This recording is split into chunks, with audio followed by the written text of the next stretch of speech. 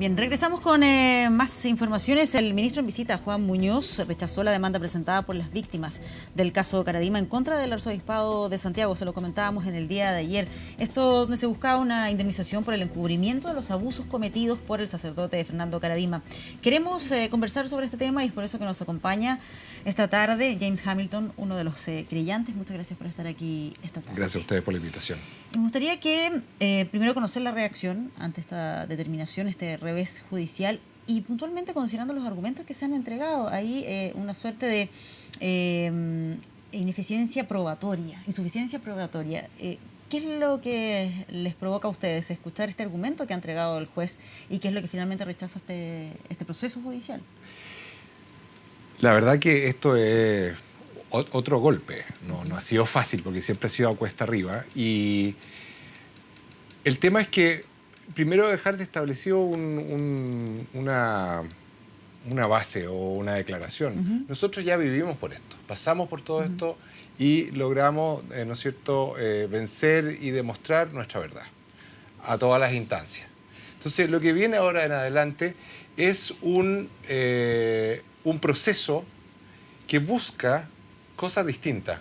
Busca establecer o dejar, ¿no es cierto?, avances para la seguridad de los niños y de la gente que en este caso está bajo tutela o cuidado de la Iglesia Católica. Es muy importante porque en todas partes del mundo, para frenar la Iglesia Católica no fue suficiente las denuncias. Casi no existe una iniciativa de la Iglesia Católica contra sacerdotes en ninguna parte del mundo. Siempre han sido las víctimas que han luchado hasta el cansancio por lograr la verdad y lograr de alguna manera que se sancione a los miembros de la Iglesia y la Iglesia. O sea, ha sido una constante que se acercan quienes quieren, las víctimas, y finalmente no son escuchados. Al menos en el inicio del proceso siempre hay una tardanza. Bueno, tardanza y requiere realmente situaciones excepcionales de exposición de la Iglesia para que la Iglesia responda. Si no, la Iglesia no tiene una labor de cuidar y de proteger a sus niños. Es más, cuida y protege a los sacerdotes como lo hemos visto de manera universal. Entonces, acá es bien importante, ¿no es cierto?, dejar claro que no es la Iglesia la que ha luchado por esclarecer a Caradima, sino que la Iglesia le dio todos los poderes necesarios, como le da los poderes, ¿no es cierto?, un general o un coronel de guarnición, ¿no es cierto?, lo nombra y lo deja a cargo, hay es garante, ¿no es cierto?, y en la Iglesia ocurre lo mismo, ¿no es cierto?, el arzobispado, los cardenales, ¿no es cierto?, le dan a Caradima todas las potestades para hacer lo que quiera en su parroquia. Es más, los sacerdotes no se autoeligen en las parroquias, no son elecciones populares. No va a elegir la parroquia donde le gustaría estar trabajando. Es designado por un arzobispo, que además es representante de la Iglesia. Por lo tanto, y ya como hemos visto hemos visto incluso durante el proceso cómo van apareciendo los mails, ¿no es cierto?, en que el señor Errázuriz y el señor Esati, ¿no es cierto?, confabulan, ¿no?, para que Juan Carlos Cruz no pueda ser candidateado, ¿no es cierto?, a algo tan importante como podría ser un grupo, ¿no es cierto?, que vela por la infancia contra los abusos de la Iglesia. No solo eso, sino que además lo tratan de serpiente. Entonces, con todos estos elementos y todo lo que está dentro del proceso, nosotros queremos demostrar que los sacerdotes, párrocos, no actúan solos. Actúan porque existe una red, un amparo, un paraguas que les permite a la Iglesia. Hay un comunicado que sacó ayer en el arzobispado donde decían que, junto con reiterar enfáticamente que los graves actos cometidos por Fernando Caradima son inaceptables y condenables, agregan después que la institución actúa de buena fe sobre la base de los antecedentes que tuvo disponibles y las autoridades de la Iglesia de Santiago nunca cooperaron en los abusos sexuales cometidos por Caradima. Claro, obviamente no cooperaron. Esa declaración, la verdad que es como está regalada, ¿no? No sé por qué la hacen en realidad. Y es una declaración bien cobarde porque el señor Esati le lleva chocolatitos a Caradima y ahora aquí lo trata de liquidar. O sea, en el fondo este es el chivo expiatorio. Y eso hace aún más evidente el rol de ellos. Ahora, tú me preguntabas, ¿no es cierto?, ¿por qué este tema civil? Porque la Iglesia, en todos los lugares donde se ha logrado frenar esta sucesión de actos delictuales, como ocurrió en Boston, ¿no es cierto?, que se vio en la película ganadora del Oscar de Spotlight, ¿no es cierto?, como ocurrió en Francia y en múltiples otros lugares, es en la instancia civil con, ¿no es cierto?, el castigo en pecunio y la obligación de reparar, la que ha hecho que la Iglesia frene. Hay zonas, ¿no es cierto?, Irlanda hoy en día, crímenes terribles, ¿no es cierto?, donde se ha logrado de esa manera frenar. Y lo otro que es muy importante, que quede el precedente de algo que aquí justamente es una vergüenza, y creo que el Poder Judicial chileno se ha perdido la oportunidad de transformarnos en un país moderno, en un país justo. Se han quedado, ¿no es cierto?, en una situación retrógrada, antigua, arcaica, de gente dura. Además refleja dureza de corazón, dureza de mente, y también refleja que están supeditados a los poderes mayores a los cuales ellos adscriben, ¿no es cierto?, como es en este caso un juez que pertenece a la Iglesia Católica. Dentro de los argumentos que entrega ese juez está, por ejemplo, que basa su resolución en que no resulta posible configurar encubrimiento de los abusos sexuales de Caradima por parte del arzobispado, ya que no hay prueba alguna a su respecto. Y dice que la tardanza en dar en tramitación ante estas denuncias ha sido explicada por el arzobispo de ese entonces, e incluso ha pedido perdón por dicho retraso. Claro. Yo diría que si uno está tan tranquilo, no estaría reiterando, pidiendo perdón a cada rato, ¿no es cierto? O sea, no es necesario porque lo hicieron en la justicia. Segundo, me parece una vergüenza que un juez chileno, y yo se lo digo, digamos, de frente, porque estuvimos con él en muchas de la ¿no es cierto?, instancias durante el proceso, es una vergüenza que esté limpiándole el nombre, ¿no es cierto?, a la Iglesia, al señor cardenal. Esto es un fallo como a medida del cardenal. El cardenal se está riendo en la cara de nosotros, se está riendo en la cara del país. Ellos, que todos tenemos claro cómo ha sido su actuar durante este tiempo, se ríen de nosotros, que tienen un juez en que no me extrañaría que hubiera además esto sido manejado con un lobby, hasta por una llamada del nuncio del mismo Papa. ¿Cómo se sentiría un católico si lo llama el Papa y le dice, oiga, ¿sabe qué? Esta gente es tan buena, son de toda mi confianza, yo acabo de reconfirmar al señor Esati, dándole todo mi respaldo, ¿no es cierto?, en su cargo.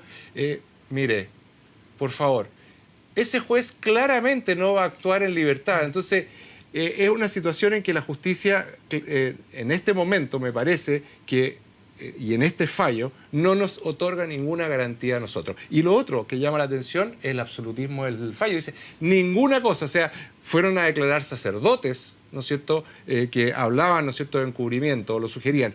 Hubo un documento que pidió el señor juez durante el verano sobre una carta y un documento oficial de la Iglesia que hizo el señor Juan de Castro, que era rector del seminario de aquella época, hace como 20 años atrás, donde decía de los abusos de conciencia y las tendencias abusivas de Caradima, como una cosa oficial de la Iglesia.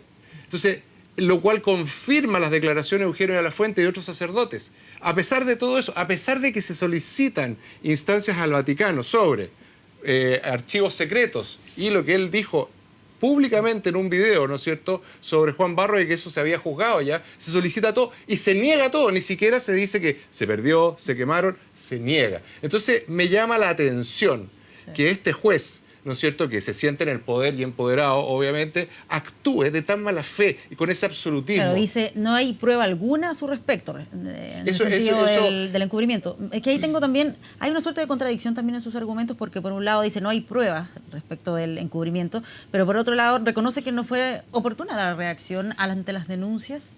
Además que la oportunidad para el juez, curiosamente, en Chile, lo oportuno y los tiempos hacen que caigan plazos.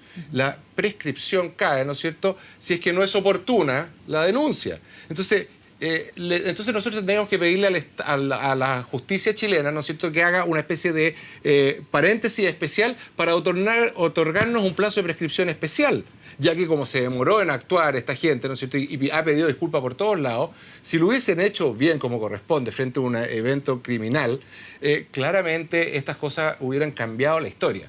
Podríamos tener hoy en día un Caradima en la cárcel porque estaría juzgado criminalmente, tendríamos además a la Iglesia en otro tipo de juicio por encubrimiento criminal. Entonces, ese plazo de atraso que dice el señor juez, ¿no es cierto?, que en este caso me parece que es más bien católico que juez, ¿no es cierto?, ese placito de atraso significa cosas muy importantes.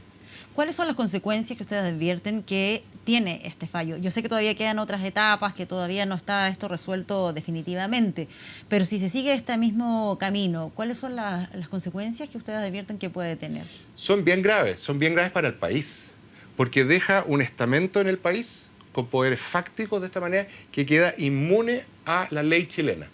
Inmune, ¿por qué? Porque si bien es cierto, puede haber una persecución penal en un abusador o algo, pero usted ha visto lo difícil que es. Tenemos un obispo de Iquique escapado, ¿no es cierto?, que abusó ¿no es cierto?, tenemos tantos sacerdotes, ¿cuántos de ellos realmente han llegado a la cárcel?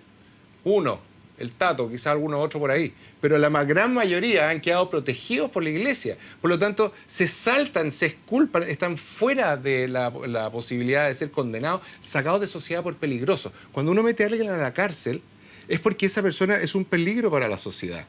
Además del castigo, ¿no es cierto? Esta gente son peligrosos, son pedófilos abusivos peligrosos, que quedan en condiciones de volver como pres, que estaría volviendo en poco tiempo, ¿no es cierto?, a ejercer de manera libre.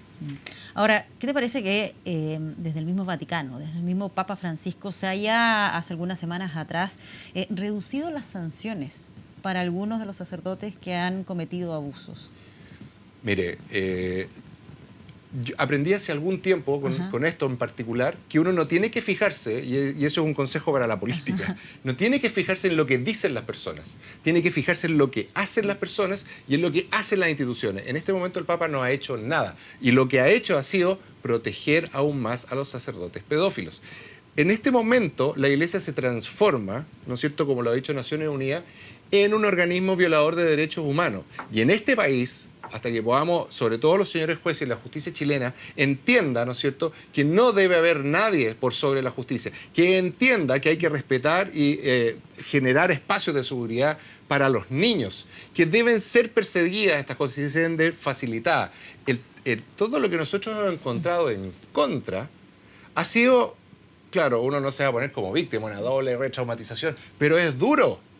Es muy difícil, porque todos están en contra. Y un fallo como este con un juez, que durante el proceso, ¿no es cierto?, se mostraba muchas veces hasta molesto, ¿no es cierto?, porque la Iglesia no quería o llegar a acuerdo o esto o lo otro, son como detalles, ¿no es cierto?, llama profundamente la atención una voltereta de este porte, porque cuando uno lee el fallo de las 300 páginas, yo calculo de unas 200 páginas, son describir los hechos que uno dice, bueno, obviamente el fallo es encubrimiento. Y de repente aparece un fallo totalmente al revés y les presta ropa. ¿Cómo fue ese proceso? ¿Cómo fue en general cuando tenían que reunirse con el juez? ¿Con qué percepción quedas de lo que fue todo este periodo? Fue un proceso sumamente interesante y potente. Es un proceso en el que se ven sacerdotes de la Iglesia chilena como testigos nuestros, ¿no es cierto?, dando fe de que lo que nosotros decíamos era cierto, frente a un juez que no, o sea, que probablemente, acá hay un sesgo muy grande porque parece que a esos sacerdotes tampoco les creyó. Lo otro que el juez subentiende por ahí, ¿no es cierto?, que en este proceso había un tema entre mayores de edad porque se lo sugiere la defensa de la Iglesia. Fíjese que la ministra González, que ahí tiene un fallo rematado, de las 4 víctimas, 3 eran menores de edad. Entonces, este juez además creo que actúa con poca prolijidad. Entonces es una vergüenza. De hecho, me da mucho susto, porque uno después de esto empieza a revisar la historia. Y revisa la historia y uno dice, wow, cómo el Poder Judicial nos dejó a merced de una persona que tiene una trayectoria. Se le ha bloqueado la subida a la Corte Suprema, ¿no es cierto?, por tener una historia dudosa de fallos. Entonces nos ponen a merced de circunstancias, ¿no es cierto?, que han sido tan difíciles. Uno espera que la justicia de alguna manera nos haga, con todo el trabajo que hemos hecho, fue un proceso largo, buscamos los testigos, las pruebas, todo lo necesario. Si uno lee, ¿no es cierto?, todo lo que está en el fallo, uno dice, pero esto es obvio que hay encubrimiento. Los mails, las cartas, ¿no es cierto?, las cartas que van apareciendo después, dejan a la ciudadanía una cosa clara. Y este hombre, de manera absoluta, ¿no es cierto?, además les presta ropa. Mete cosas que no son del proceso, como por ejemplo cuando yo he dicho que Errázuriz es un criminal, y dice, no hay nada que pueda decir. Una mafia, una organización. Eso no está dentro del proceso. Nosotros estamos argumentando otras cosas y ellos se defienden de otras. Se sale del rango civil. Frente a este escenario, ¿cuál es el camino judicial que van a seguir? ¿Van a apelar? ¿Cuáles son Nosotros vamos a apelar las opciones que están viendo? Porque, bueno, esto ha sido para nosotros, te diría yo, la norma. O sea, llegamos, nos pegan el portazo, seguimos adelante, apelamos, aparecen 2 o 3 personas prudentes, ¿no es cierto?, que al menos escuchan y no son tan absolutistas, dicen, bueno, aquí puede haber algo de esto, ¿por qué no lo analizamos de otra manera? Y ¡pum!, saltamos una nueva instancia. ¿Te fijas? Y eso permitió a la ministra González como ministra en visita, etc. Nosotros ahora vamos a seguir, a la Corte de Apelaciones se va a apelar y se va a apelar como corresponde. Y queremos que la ciudadanía nos apoye, queremos que se sienta, que el Poder Judicial se dé cuenta que lo que está haciendo es una aberración, está desvinculando, ¿no es cierto?, la responsabilidad de la Iglesia del Arzobispado de Santiago de sus párrocos. Es como llegar y decir que el carabinero o algún uniformado que comete un crimen estando uniformado en algún lugar del país, ¿no es cierto?, por cualquiera que sea la causa. Pero es como decir que el Estado no se puede hacer responsable. Yo no tengo ninguna responsabilidad. Se verá si hay atenuantes, pero el Estado no se va a hacer el leso en una circunstancia así. ¿Por qué la Iglesia lo hace? Esto es una situación de extrema gravedad. Nos transforma en un Estado esclavo del Vaticano. ¿Por qué? Porque hay gente que tiene un poder superior y una inmunidad superior hasta la del presidente de la República. Bien, vamos a quedar atentos a ver finalmente qué es lo que va pasando, cuáles son los plazos que también tienen ustedes para poder ir cumpliendo con estas nuevas etapas judiciales. James, muchas gracias por acompañarnos acá esta tarde en Noticias 24. Gracias a ustedes.